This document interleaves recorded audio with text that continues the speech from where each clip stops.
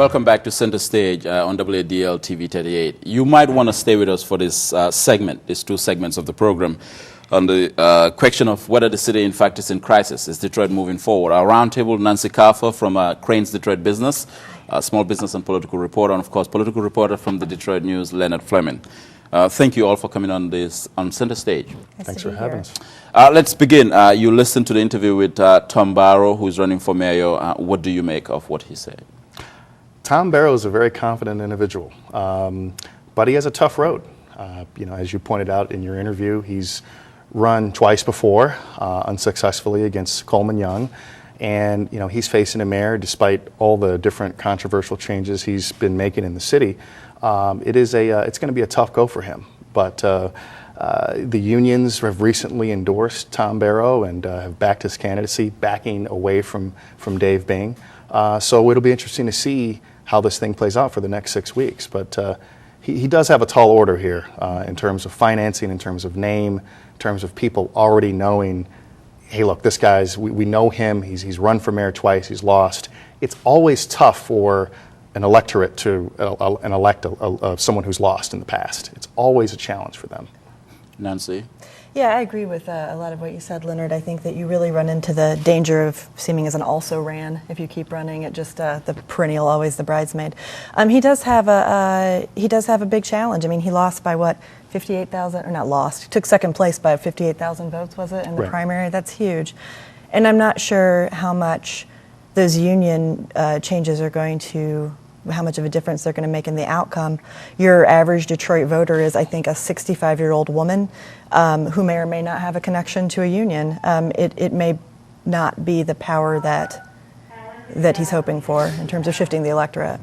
Getting the Labour endorsement, though, some people would argue that it could, in fact, be a vote of no confidence on the current mayor, Dave Bing. I mean, do you see that as the case? Well, I mean, I think it's just, politics as usual. I mean, they're in negotiations right now for contracts.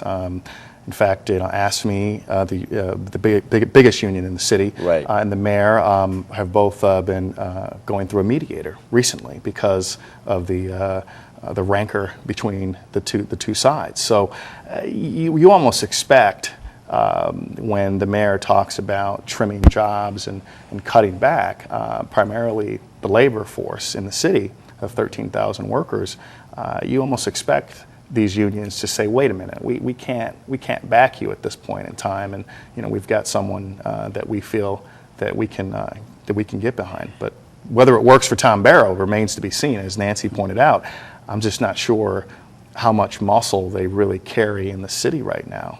I mean, Ken Cockrell Jr.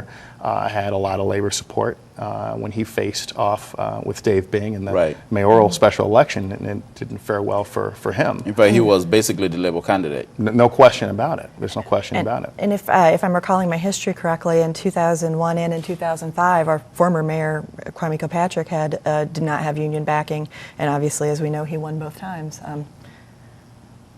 But I mean, that said, granted, Tom Barrow believes, and some people I think out there may believe that maybe he has some momentum now. Dave Bing has refused to debate him. Right, the economic club debate. Has pretty much just ignored him. I mean, entirely. Do you think, I interviewed the mayor, Dave Bing, and he said he wouldn't debate him. Do you think it was a wise decision for him not to debate him? Because, I mean, regardless of how we see it, it's still democracy. Well, if he wins the election, it will turn out to have been a very wise decision. If he doesn't, then it'll have been a bad choice. No, I mean, I think that's pretty much the proof is in the pudding. Right.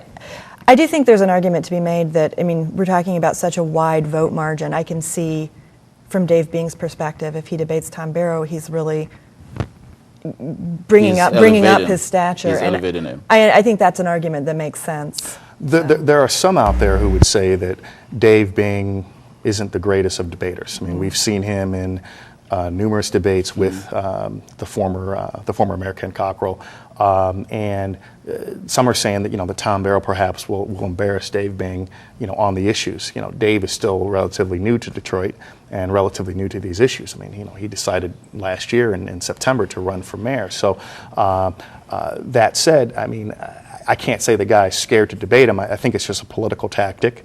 and at least at this point, keeping him at arm's length may work for him. Let's put the mayor under the microscope here. You guys have covered, you two have covered the mayor on the campaign trail. Is he delivering on his campaign promises? Yes, for the most part, I would say yes. He said he would figure out the financial situation. He would take the time to do that. He's been a little bit late on the turnaround team results, which should come out by the time this show airs. It would come out right theoretically. At that point, theoretically. But we've been waiting. I mean, he said 100 days into his administration, he'd have a turnaround team of volunteers, either people who used to work for the city or people in the business community, led by Freeman Hendricks, Denise Illich, and Joseph Walsh from Ford, that they would have recommendations on how to cut waste and basically just regenerate the city and regenerate growth. So once that report comes out, we'll start to see some changes that the mayor talked about before he was elected. But overall, I think he's addressing some of those issues. It's just a matter of how much, how quickly. Nancy, I want to put this question to you. When I interviewed the mayor for the Michigan Chronicle, he said this, that small business will have his undivided attention. You are, of course, you cover small business as well.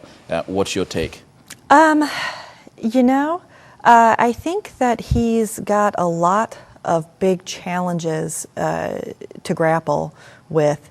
And I wouldn't, in interviews that I've had with him, he's said that some of those more institutional changes that can benefit small business to help retain existing businesses in the city are going to be more slow changes, changing the institutional bureaucracy that can leave you tied up in red tape for a day trying to get a simple permit or license.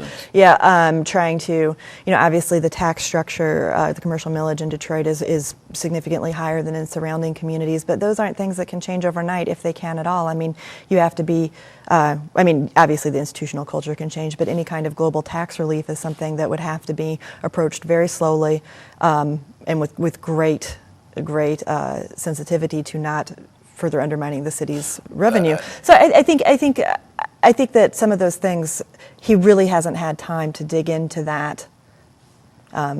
Some of those bigger issues. Well, there's no question. I mean, he's been slow to address that particular issue. I mean, during the campaign, he promised to. Leonard, let's hold that thought. Let's Okay. go on a break. When we come back, we'll continue our roundtable discussion with Leonard Fleming from the Detroit News and Nancy Kaffer from Crain's Detroit Business. You're watching Center Stage on WADL TV 38.